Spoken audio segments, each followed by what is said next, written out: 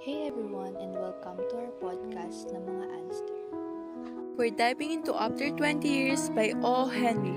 We've got 10 fantastic guests ready to share their thoughts. First, a quick intro to the story After 20 Years by O. Henry tells the story of two friends, Bob and Jimmy, who agreed to meet at a specific location 20 years later. Bob, who has become successful in the West, arrives on time and waits for Jimmy. When a man claiming to be Jimmy arrives, they reminisce until Bob notices a discrepancy in Jimmy's appearance. It is then revealed that the man is an undercover cop who has come to arrest Bob, and the real Jimmy couldn't bring himself to arrest his old friend. Great summary. Now let's get into the heart of the matter with our interviewees. Should personal loyalty to a friend outweigh one's professional obligation to uphold the law? Yes, because he gets another cops to arrest his best friend's Bob. Instead, Jimmy arrests his own best friend because he don't want to arrest his own best friend because his best friend is special to him, and also his job and the law is special to him too. Why does Jimmy choose to not reveal his identity right away? He does not reveal his true identity to his friend because the match that Bob ignites to light his cigar illuminates his face and shows him to be a wanted man. Even though the time has passed for a long time, they have shown being a friendly friend, not because they have different paths. Do you imitate what they have done to keep the promise? Why? Yes, because friendship is not measured by amount of combination. It is a measure by honest. As in the story, he did not want to argue with a friend, but he kept their promise even after a long time. A sign of love, of fulfillment of the promise. Why do you think Jimmy Wells chose to not arrest Bob himself, and what this decision say about his character? Jimmy Welsh chose not to arrest Bob himself because he valued their long friendship and didn't want to be the one offering his old friendship into custody.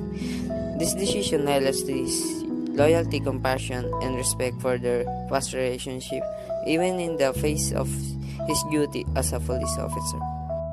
How does Jimmy's character change over the 20 years? 20 years later, Jimmy has remained in New York working as a policeman. Jimmy has become a seasoned police officer. He has embraced his role as a law enforcer, demonstrating a strong sense of duty and commitment to upholding the law. This is evident in his dedication to his job and his willingness to make difficult decisions, even if they involve personal sacrifice. What does the story reveals about Bob's character? It reveals Bob as a complex character driven by ambition and success, but his journey to wealth, insured and suspension ultimately leading to a betrayal of his friend and a life of deception. What story did the man standing near the hardware store tell the passing cop? The man standing near the hardware store told about a particular appointment with his friend that had made 20 years back in that venue his passing cop. Moralist approach. How does the story explore the themes of friendship, loyalty, and betrayal? The story presents a complex exploration of friendship. The initial loyalty between Jimmy and Bob is strong, built over 2 decades. However, this loyalty is tested when Jimmy discovered Bob's criminal past. The story highlights the tension between personal loyalty and civic duty. Jimmy's action, while seemingly a between personal loyalty and civic duty, Jimmy's action, while seemingly a betrayal of his friend, could also be seen as a demonstration of loyalty to a higher moral code. Reader response approach. What was your immediate reaction to the ending of the story? Were you surprised, sadness, or something else entirely? Sadness. The ending invokes sadness due to the broken friendship and the missed opportunity for reconciliation. The sense of loss and missed connection can be powerful. That's all the time we have for today. Thanks to our wonderful guests for their insightful contributions. And thank you to our listeners for joining us on podcast Mga Answer. We hope this conversation sparked your own reflection on the story after 20 years.